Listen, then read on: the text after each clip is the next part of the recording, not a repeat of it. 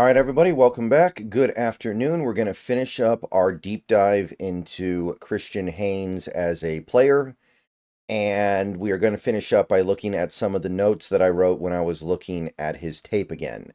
And once again, we're going to focus in on two games in particular that I picked out from actually his last 2 years playing at UConn.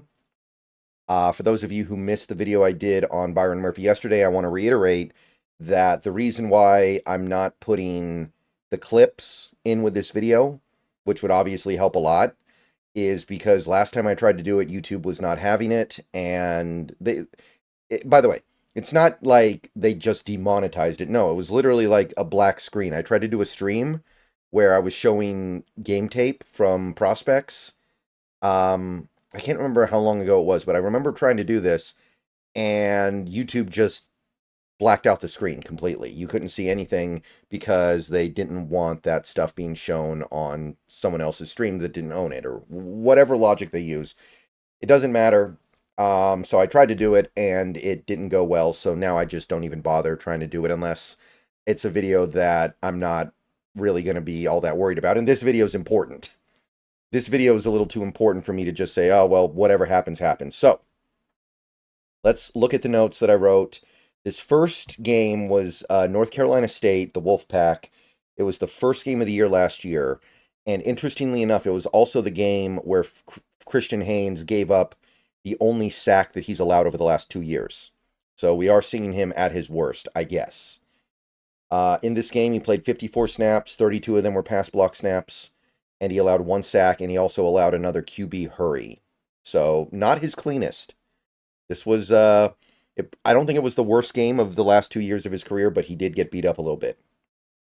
There was an early third down rep in this game. I think it was maybe the first third down of the game for UConn's offense. He showed his high IQ by going from one defender to another very quickly, and that is something that is all over his tape. He hits a block. It's usually like a combo block on one lineman, and then he quickly just darts over to the next guy to go lay a block on. And he identifies that guy quickly, just goes over there, hits him, and it's impressive that he's able to routinely get involved in multiple blocks on one play. On the fourth play of the game, he climbed up to the second level, trying to lay a block, but he couldn't find anybody, so he ended up kind of just looking a little bit lost there. There was just like nobody there. There was a third and short run where UConn picked up the first down, where he peeled out to the edge and blocked the end player on the right side. So he was just basically, he peels over to the opposite side of the right tackle and blocks the end, and that block ends up clearing a lane for the run play on third and short. He lead blocks on a QB sneak on 4th and inches to pick up the first down. He's basically the leader on the QB sneak. He's the guy that the quarterback follows on a first down sneak. There's another lead block out wide right to set up a stretch run on a linebacker. This was one that even got a replay from the network that the game was being shown on, where he just peels out to the right side, and you can see the natural movement skills. You can see that he looks comfortable out in space, and he lays a block on a linebacker over by the sideline and frees up the running back to go get some extra yards. So you can see the skills that we're going to need here. There was one play where he peeled out to the left side and tried to hit basically a reach block, but he missed. Now, the play was run to the right side, so it ended up not mattering, but there was at least one play I noticed in here where he just missed his block, missed his man. There was an outside zone run where he climbed up to the second level and cracked the linebacker really well and helped free up the play a little bit. Now, one thing to remember here is that UConn's offense has kind of been a war crime for the last couple years. They're not good. So Haynes is frequently one of the only things on that offense that is working at all. So when I say that he did something well, don't think that it means the play worked, because a lot of the times the play didn't work regardless. That's what happens when you don't have a lot of talent. And Haynes was one of the few talented pieces on this offense the last couple years. So there was a second and short run where he throws the key block on the nose tackle to free it up, basically clear a little bit of space, give a crease for the running back to get through, finishes him really well, almost gets him down to the ground. There was a combo block where he hit the nose tackle and who was being blocked by one of the I think the center, and then he immediately after hitting that block, just this little chip to help out, climbs up to the next level and lays a block on a linebacker. And that's the thing that really stands out about his tape overall, I think. Just the ability to hit a block and then go hit another block on a completely different guy in a different part of the field. I mean, not 40 yards away or anything like that, but you guys get what I'm saying. There was a stretch run fake that I think ended up being a incomplete pass where he lunged a little bit and then ended up on the ground. He just kind of got off balance. It looked a little bit weird, but the best way I can put it is that he was kind of leaning into contact, which is that thing that I was talking about in the previous video. He does that sometimes. He lunges and gets off balance going into contact, and it puts him in bad situations. And in this case, he ended up on the ground. And as an offensive lineman, when you're on the ground, you're not able to help the play. So you don't want that. He hit a reach block on a linebacker to free up a nice run up the gut. It was just peeling back to the left side, hitting a guy, clearing a little bit of a lane for a back. There was one play where I thought a bull rush kind of knocked him back hard, but he did show an ability to kind of re-anchor the play a little bit. He got driven back probably about 4 yards, but he was able to recover in time for the quarterback to not actually get thrown off his platform.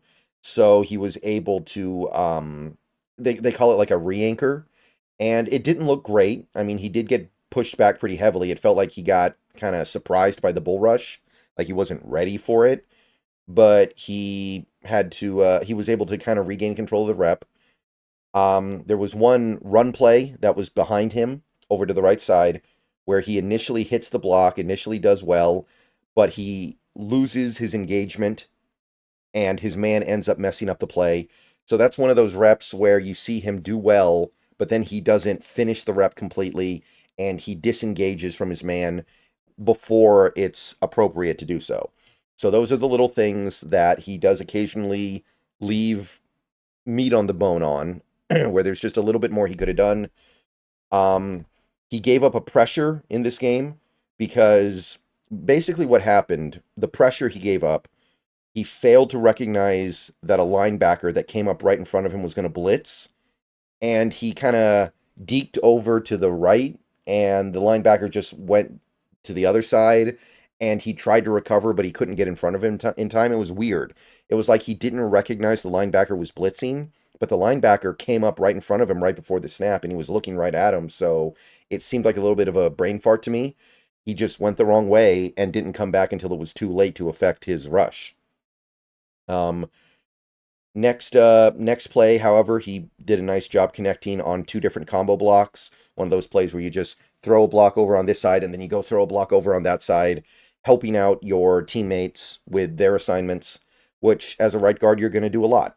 And that's a big part of what he does here as well. There are a lot of plays where he just drops back into pass protection and he's not really blocking anybody. He's looking at the center and he's looking at the right tackle. And he's like, okay, who do I need to help? And then once he makes that determination, he goes to help. Let's see here. He peels out to the second level, but he couldn't quite get the proper angle on the linebacker on one play. It was just one of those things where I think the running back wasn't exactly where Haynes was expecting him to be, and it created a situation where it looked like he whiffed in space, but I don't really think it was a whiff. And then we got to the sack he gave up. So this is the one sack he's allowed over the last 2 years, and honestly, near as I could tell, it was the quarterback's fault. The blocking was okay, and then the quarterback basically just ran right into the defender that Haynes was blocking. So I'm not even really going to put that one on Haynes all that much. So if you're looking at the one sack this guy's given up in his last 25 starts, and you're saying, oh, the quarterback just ran right into his dude, and it really shouldn't have been a sack, then that's pretty good, I guess, right? He got bullied on a second and short shotgun draw back into the ball carrier, ended up being part of the reason why the play got blown up. I thought he got pushed around a little bit on a couple plays. The right tackle on one play kind of late in the game gave up a sack on a really bad whiff. Haynes might have missed helping, but it happened so quickly, I'm not sure if Haynes can be blamed at all. The right tackle just got completely destroyed. There was one play late in this game that was really impressive to me where Haynes was basically hanging around between the center and right tackle, waiting for his services to be required. and the right tackle gave up his outside shoulder, and Haynes was able to laterally move outside the tackle to pick up the edge rusher before he could actually get pressure on the quarterback. It looked like the edge rusher was getting there, and then Haynes just shuffles in and saves the day. That really impressed me. Um, there were a lot of plays, especially late, where he was getting pushed back in pass protection, but only a little bit. It wasn't enough to actually mess up the play. There was a fourth down play where they were able to pick it up on the ground, where he hit a combo block on the nose tackle and was just barely able to occupy him enough to pick up the fourth down. A lot of reps where he just waits for the center or right tackle to get beat and then helps. And those were my notes from that game. UConn ended up losing, I think, 24-14. And then the next game I looked at was Michigan from 2022. This is a game I think UConn lost 59-0. So it didn't go well for the Huskies, but I did want to look at this game because it was considered to be one of the better games of his career. And it was also clean. He played 49 snaps, 22 of them pass blocking. He was graded out very well, didn't allow any pressures, and he's playing against elite competition. I wanted to see how he did, and I'm actually really happy I did because this was way better. I was way more impressed with this tape than the NC State tape. He doesn't look outmatched against Michigan defensive linemen. Like every time he goes one-on-one against these guys, you kind of expect the Michigan guy to just eat his lunch. He doesn't. He looks totally on par with them. A lot of plays where he shows his agility to hit the second level climb blocks on linebackers. Really good at just peeling out of the first level and climbing up to the second level after hitting one block. Hit a reach block over to the left guard on a quarterback draw run for a couple of yards. There was one play where I think he did a really good job of picking up a twisting defensive lineman coming from his left after he had climbed up past the line of scrimmage. So he was looking for a linebacker, and then the lineman's doing a twist, and he just turns and picks him up and blocks him. He consistently, on almost every play, it felt like, was hitting multiple targets. He would hit a chip block on one guy, then he would go up to the second level and hit a linebacker. He would hit his chip block and then go hit another chip block. He would block his guy and then go try to block another guy who was more likely being able to affect the play. Over and over and over again. There was one play where he took care of his man and then took care of the twisting defensive lineman on the same snap. Just take care of his guy, get him out of the way, and then go get the guy who's twisting across the line of scrimmage. And on the 1v1 snaps where he's just blocking the guy right in front of him, he's actually pushing him back down the field a little bit, which, again, this is Michigan. He's going up against guys who are, he's on some of these snaps, it's Mazi Smith. There was one play where he was basically the lead blocker on an A-gap run, and he was engaged with his man, and he basically just twisted him out of the hole so the running back had somewhere to go. Really impressive because, again, it's a Michigan defensive lineman. He hits and he climbs to the second level over and over again. There was a screen pass where he's running out in front of the ball catcher on the right side of the field, and he showcases his agility. Now, the throw was way off. It didn't go anywhere, but you can see the ability to do that is so impressive. There was a play where he moved Mazi Smith out of the hole on an A-gap run. There was a pitch-out play where he did a really good job of staying engaged with his man while moving. While on the move, he stayed engaged with his defensive lineman guy. There was a reach block that he hit going from the right side to the left. It wasn't a perfect angle block, but it was effective enough to free up the play and give it a chance. There was a stretch run where they put him in space, and he looked really good, really natural movement skills. And when he's run blocking 1v1, because there was a lot of run blocking in this game because it got out of hand and UConn just wanted the game to be over, he's generating knockback. He's knocking back these Michigan defensive linemen. Now, he got benched in the fourth quarter along with a lot of other players because it was 59-0 with 8 minutes left, and they just yanked him. They yanked a lot of people. But I thought this game was very illuminating.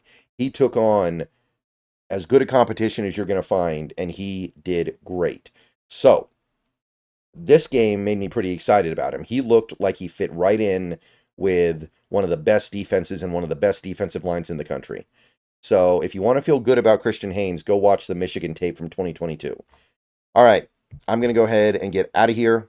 Thanks for watching. Go Hawks. Moving on to another rookie tomorrow. Maybe another video later today. Probably not. But either way, see you guys later. Go Hawks.